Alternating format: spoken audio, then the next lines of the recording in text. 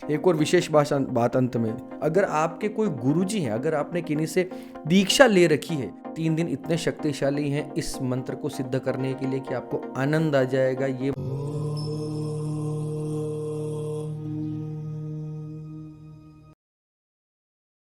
अमोघ शक्ति देखने वाले सभी दर्शकों को पंडित अखिलेश चौधरी जी का प्रणाम नमन। मित्रों, दीपावली 21 अक्टूबर 2025 को इस वर्ष आने वाली है। इसी क्रम में लोगों के प्रश्न भी आने वाले हैं कि दीपावली का त्यौहार आ रहा है तो कोई दीपावली से संबंधित धन संबंधी कोई साधना बताइए। एक साधना लेकर आया हूँ, बहुत सिंपल है, बहुत ही सिंपल है। सामान्य पूजन रहेगा, सामान्य संकल्प रहेंगे, सामान्य विधि रहेगी, धनदा देवी का मंत्र रहेगा। धनतेरस से शुरू करना है, दीपावली को इसको संपन्न करना है।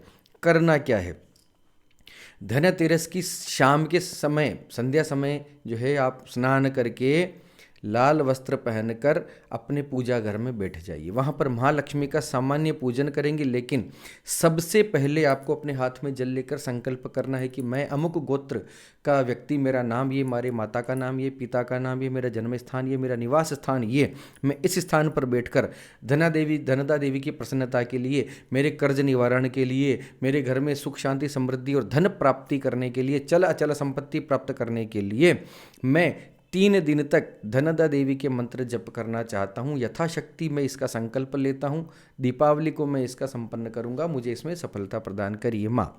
सबसे पहले आप गणपति पूजन करेंगे, फिर गुरु पूजन करेंगे, फिर कुल देवी पूजन होगा, फिर कुल देवता का पूजन होगा और अंत में पितरों का पूजन होगा।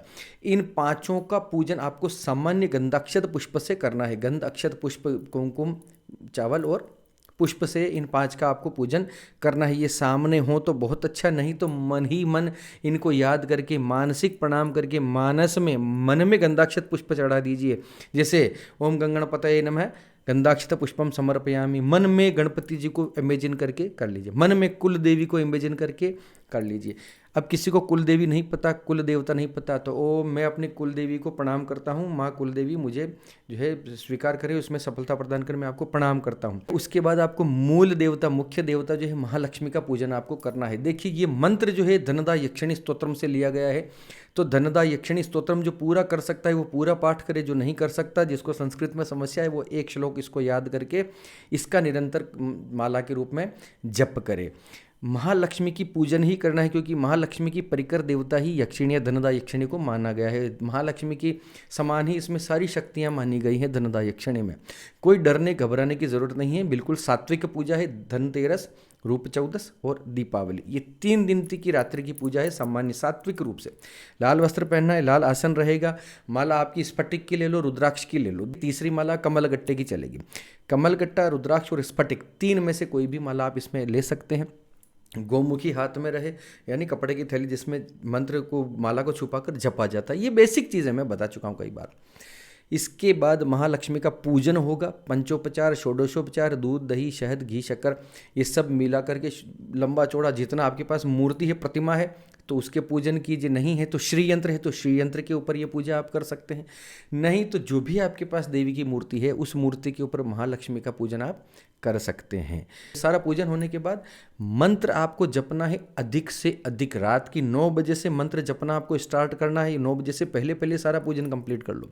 रात्रि के 9 बजे से ये मंत्र आपको जपना है, रात्रि के 3 बजे तक कम से कम।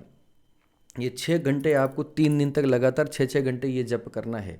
ये 3 दिन इतने शक्तिशाली हैं इस मंत्र को सिद्ध करने के लिए कि आपको आनंद आ जाएगा। ये मंत्र जपने के 3 महीने बाद आप कमेंट में आप मुझसे यहाँ पर जो है सवाल जवाब कर सकते हैं, आप अपना धन्यवाद दे सकते हैं, व्हाट्सएप पे थैंक यू बोल सकते हैं। पूरे मन से करेंगे, पूरी आस्था से करेंगे, अपने इष्ट देवता को याद करेंगे। इन सब के बाद में आपका कोई अगर इष्ट देवता, आप हनुमान जी के उपासक है आप, तो हनुमान जी को भी आप प्रणाम सबसे पहले आप कर लीजिएगा। ये बहुत सिंपल सी बात है, मैं बता चुका हूँ, ये स्टार्टिंग में हो जाएगा। महालक्ष्मी के पूजन के बाद फिर आपको जप करने के लिए बैठना है। कोई विनियोग नहीं है, कोई न्यास नहीं है, कुछ नहीं है। सीधा धनदा देवी को प्रणाम करो, हे महालक्ष्मी स्वरूपा धनदा देवी मुझ पर कृपा करो, मैं आपका ये मंत्र अब जप स्टार्ट कर रहा हूँ, मुझे इसमें सफलता प्रदान करो। सिंपल भाषा में बता रहा हूँ, विधान बहुत सारे लंबे चौड़े हैं, उसमें कहीं जाने की ज़रूरत नहीं है, क्योंकि इसमें जो है त्योहार बल होने से ये बलि कहा जाएगा, क्योंकि धनतेरस का बड़ा त्यौहार है, दिन बड़ा है, दिन बड़ा कि त्यौहार बड़ा, ऐसा बोलते हैं हमारे, यानी त्यौहार को ज़्यादा शक्तिशाली माना गया है उस पर्टिकुलर दिन को। धन। अब सुनिए मंत्र ध्यान से। धर्म दे धन दे देवी, दान दे तू दया करे। ये पहली लाइन है। धर्म दे धन दे देवी, दान दे तू दया करे, त्वम प्रसीद महेशानी यदर्थम प्रार्थयाम्यहम। थोड़ा सा सुनने में अजीब लगेगा, फिर से सुनो। त्वम प्रसीद महेशानी यदर्थम प्रार्थयाम्यहम, ये संधि हुई है। प्रार्थयाम्यहम यानी प्रार्थयामि अहम, मैं प्रार्थना करता हूं। मैं फिर से पूरा श्लोक बोलकर सुना देता हूं, ध्यान से सुनो, फिर इसका अर्थ भी बता दूंगा। धर्म दे धन दे देवी, दान दे तू दया करे, त्वम प्रसीद महेशानी यदर्थम प्रार्थयाम्यहम। धर्म प्रदान करने वाली, धन प्रदान करने वाली, दान देने वाली, दया करने वाली, हे माँ धनदा, हे महेशानी, मुझ पर प्रसन्न होवो और इन्हीं अर्थों में मुझ पर कृपा करो। तुम प्रसीद महेशानी यदर्थम प्रार्थयाम्य, हम मैं ये प्रार्थना करता हूं कि मुझ पर प्रसन्न हो। हे धर्म देने वाली, धन देने वाली, दान देने वाली, दया करने वाली माँ, हे महेशानी, हे देवी, आपसे मैं प्रार्थना करता हूं कि आप मुझ पर प्रसन्न हो इन्हीं अर्थों में, यानी जो अर्थ मैंने ऊपर बताए। मुझे धर्म दो, मुझे धन दो, मुझे दान दो, मुझ पर दया करो। इस प्रकार से ही सारा धनतेरस से लेके दीपावली की रात तक, रात्रि के 9 बजे आपको किसी भी हाल में जप करना स्टार्ट कर देना है, रात्रि के 3 बजे तक। इन 3 दिनों में स्त्री भोग नहीं करना है, पलंग पर नहीं सोना है। 3 दिन तक अधिकाधिक आपको मौन रखना है, बहुत ज़्यादा मनोरंजन में आपको नहीं पड़ना है। ठीक है, सामान्य आप पूजन कीजिए, मौन रहिए, शांत रहिए। जो हमारे हिंदू धर्म संस्कृति के रिचुअल्स हैं उनको फॉलो कीजिए, बहुत ज़्यादा तमाशे में नहीं जाना है। ये 3 दिन की तपस्या आपकी लगेगी, शांत मन से कीजिए, देवी बहुत देगी ये करके। ठीक है, मेरा किया हुआ अनुभूत प्रयोग है, आपको बहुत आनंद आएगा, करके देखिए। एक और विशेष बात अंत में, अगर आपके कोई गुरुजी हैं, अगर आपने किन्हीं से दीक्षा ले रखी है और वो आपके संपर्क में है, तो उनसे इसकी आज्ञा जरूर ले लीजिएगा कि मैं इस प्रकार से ये करना चाहती हूँ, किसी वीडियो में मैंने देखा है, अमुक गुरुजी ने मुझे बताया है, ऐसा वीडियो में उन्होंने बताया, तो मैं ये करना चाहता हूँ या चाहती हूँ। आप उनसे ज़रूर, अगर वो आज्ञा दे दें तो लीजिए, तो ये आपको करना है। अगर वो आज्ञा न दें कि नहीं करना है, ना करें। वो कह दें कि ये कर लो, तो उन्होंने जो गुरु मंत्र आपको बता रखा है उसकी भी एक माला स्टार्टिंग में आप कर लेना। सबसे पहले अगर आप करना चाहते हैं तो किसी कवच का पाठ जरूर कर लेना। कवच आता है तो ठीक है, नहीं आता है तो दिग्बंधन के जो मंत्र हैं वो आप पढ़ सकते हैं, नहीं तो सबसे पहले देवी कवच का पाठ कर सकते हैं, उसके बाद ये जाप आप कर सकते हैं। बहुत सिंपल बताया, कहीं कंफ्यूज होने की आवश्यकता आपको नहीं है महाराज, बार बार आपको परेशान नहीं होना है। फिर से पूरा प्रोसेस समझा देता हूँ। संध्या काल नहा धोकर लाल वस्त्र में, लाल आसन पे, माला होगी रुद्राक्ष की, स्फटिक की या कमलगट्टे की, उसको साथ में लेकर बैठ जाना है आपको। सबसे पहले आपको संकल्प लेना है जिसके अंदर आपको अपनी सारी बातें करनी है, यथाशक्ति यथासंख्या जप की। उसके बाद आपको पूजन करना है गुरु जी, गणपति जी का, गुरु जी का, कुलदेवी का, कुलदेवता का, पितरों का पूजन कर सकते हैं तो पूजन कीजिए, नहीं तो सामान्य प्रणाम करके मानसिक पूजन कर लीजिए। उसके बाद अपने इष्ट देवता को प्रणाम कर सकते हैं, हनुमान जी हों, शिव जी हों, जो भी, उनको आप प्रणाम कर लीजिए, उनका सामान्य पूजन कर लीजिए। उसके बाद महालक्ष्मी का पूजन करना है, जिस रूप में हो, श्री यंत्र के रूप में हो, कनकधारा यंत्र के रूप में हो, महालक्ष्मी का आपकी मूर्ति हो, तस्वीर हो, किसी भी प्रकार से उनकी आप पूजा कर लीजिए। षोडशोपचार या पंचोपचार आप पूजन कर सकते हैं। ठीक है, ये पूजन करने के बाद तब तक आपको लगभग 9 बज जाए, 9 ना बजे तो थोड़ा रेस्ट कर लो, विश्राम कर लो। उसके बाद 9 बजे आपको जप करने बैठना है। जप में बैठने के बाद आपको उठना नहीं, मंत्र आपको मैंने बता दिया।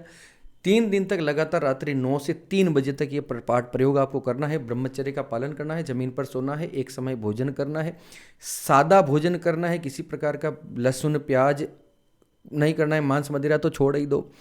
बिल्कुल तटस्थ सन्यासी की तरह आपको ये 3 दिन आपको निकालने हैं। मनोरंजन के अंदर नहीं जाना है, किसी तमाशों के अंदर नहीं आपको जाना है। अपने गुरु जी की इजाज़त ले लीजिए। सारे जप करने से ठीक पहले जब आप महालक्ष्मी का पूजन करते हैं, अपना मूल मंत्र जपने से ठीक पहले किसी भी कवच का पाठ आप कर लीजिए, कवच हो या दिग्बंधन हो। ठीक है, दिग्बंधन का मंत्र आता हो तो ठीक है, नहीं तो देवी कवच के अंदर दिग्बंधन के मंत्र हैं, उसके वो देवी कवच का पाठ आप कर सकते हैं। उसके बाद मूल मंत्र का जाप कीजिए और लास्ट में अंत में अपना अर्पण कर दीजिए कि मैंने आपकी आज्ञा से मैंने इतना जप किया, इतनी संख्या में, संख्या जोड़कर रखना, शुरू में यथाशक्ति बोल दिया, लेकिन जितना क्या उसको याद जरूर रखना, उसको गिनकर जरूर रखना कि आज मैंने 50 माला करी, आज मैंने 100 माला करी, तो जो भी आज तो हे देवी मैं आपको ही अर्पण करता हूँ, आज जो मैंने इतने संख्या में, इतने हजार संख्या का जप किया आपके मंत्र का, मैं आपको ही अर्पण करता हूँ। महालक्ष्मी को अर्पण कर दो। अंत में हाथ जोड़कर कान पकड़कर माफ़ी मांग लो कि मैं आपसे क्षमा चाहता हूँ, मुझसे अगर कोई गलती हो गई हो इस काम में तो मैं आपसे क्षमा चाहता हूँ, मुझे क्षमा करें। इस प्रकार से बोलकर अर्पण करो और सो जाओ। जहाँ पर आप पाठ करते हो, जहाँ पर आपने पूजा की, उसी स्थान पर आप सो जाओ। बहुत लोग बोलेंगे कि जी हमारा तो कमरा ही छोटा सा है, हम कहाँ सोएं, पूजा घर ही छोटा सा है, कहाँ सोएं। बाहर सो जाओ भाई। अब इसका तो मैं कैसे जवाब दूँ, जब उसके ठीक बाहर सो जाओ। ज़मीन पर सोना है, ये याद रखना। 3 दिन इसका जो है आप जप करो, गुरु जी से अपनी आज्ञा ले लेना, गुरु जी का मंत्र भी एक बार जप लेना, स्टार्टिंग में गुरु मंत्र का भी जाप कर लेना, तो आपको जल्दी थोड़ी सिद्धि मिल जाएगी। गुरु जी ना हो तो कोई बात नहीं, कवच का पाठ करके शुरू करो। ठीक है, ये मैंने सारा जल्दी जल्दी में समझा दिया ताकि आपको कहीं कोई कन्फ्यूजन रखने की आवश्यकता नहीं है महाराज। अब कोई पूछेगा जी दिग्बंधन मंत्र कहाँ से लाएं, देवी कवच का पाठ कर लो। ठीक है, दिग्बंधन का मंत्र ना हो तो हमसे व्हाट्सएप पर इसी नंबर पे आप संपर्क कर लेना, दिग्बंधन का मंत्र भी मैं आपको भेज दूंगा। पर पूरा कवच ही करो तो ज़्यादा अच्छा है, देवी कवच बहुत श्रेष्ठ है। चलिए, इसी के साथ आप सबके मंगल की कामना करता हुआ मैं पंडित अखिलेश उद्दीच आपसे विदा लेता हूँ। धन्यवाद। सर्वे भवन्तु सुखिनः।